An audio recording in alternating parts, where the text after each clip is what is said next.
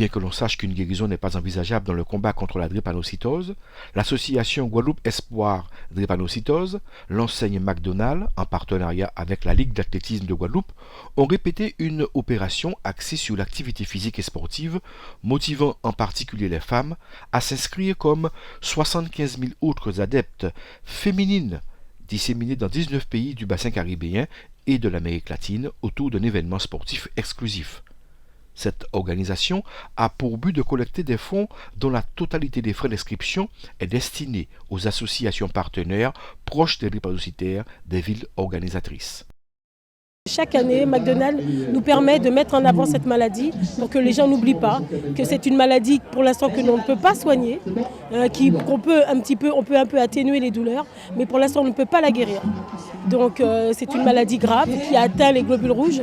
Donc vraiment on est très très contents aujourd'hui parce que grâce à McDo, chaque année on peut parler de la drépanocytose. Il y a énormément de femmes qui courent aujourd'hui, elles courent pour un but et aujourd'hui on court pour la drépanocytose.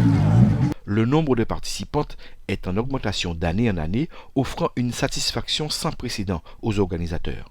Nous sommes très heureux parce que les Guadeloupéens ont répondu présent. Nous sommes au-delà des 800 inscriptions, alors que l'année dernière, nous étions à 356. C'est énorme. C'est un engagement vraiment pour la drépanocytose. La présidente Marie-France Syrien de Guadeloupe Espoir Drépanocytose est très heureuse.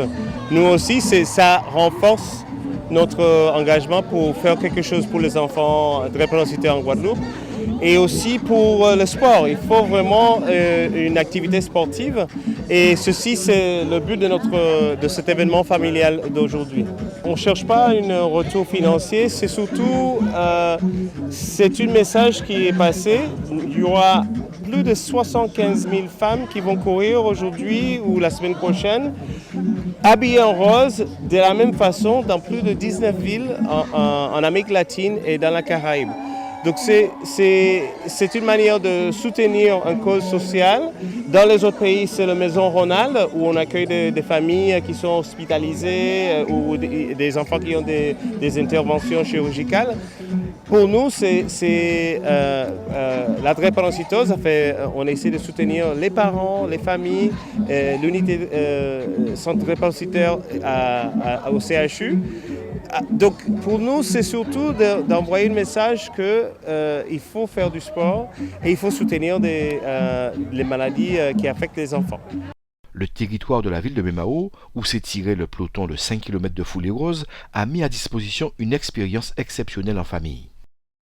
C'est surtout voir un peu l'engouement des gens pour pouvoir combattre la drépanocytose, qui est un problème que rencontrent les ultramarins. Et c'était aussi un dossier que j'ai porté au niveau de l'Assemblée nationale, de manière à ce qu'on puisse nous accompagner. Donc le rôle de McDonald's pour pouvoir accompagner, aussi récolter des fonds pour cette maladie, c'est une chose magnifique pour la Guadeloupe et j'espère qu'il y aura par la suite plus d'entreprises qui organisent ce type de manifestation contre la drépanocytose. Entre les 19 et 27 octobre, les villes de Santiago du Chili, Montevideo, Lima, Brasilia, Le Diamant, Panama City, entre autres, ont eu leur journée de vague rose, mettant les femmes en mouvement pour la défense des intérêts des drépanocytaires, dont certaines du sexe féminin y ont participé pour prouver que la vie n'est pas pour autant arrivée à son terme. Donc ce n'est pas un date officielle.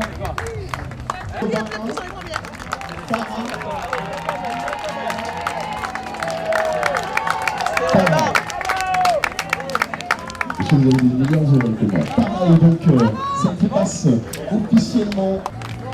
Est-ce qu'on a une idée du chrono officiel réalisé par la première, la deuxième et voici la troisième, 647. On applaudit bien fort, on encourage.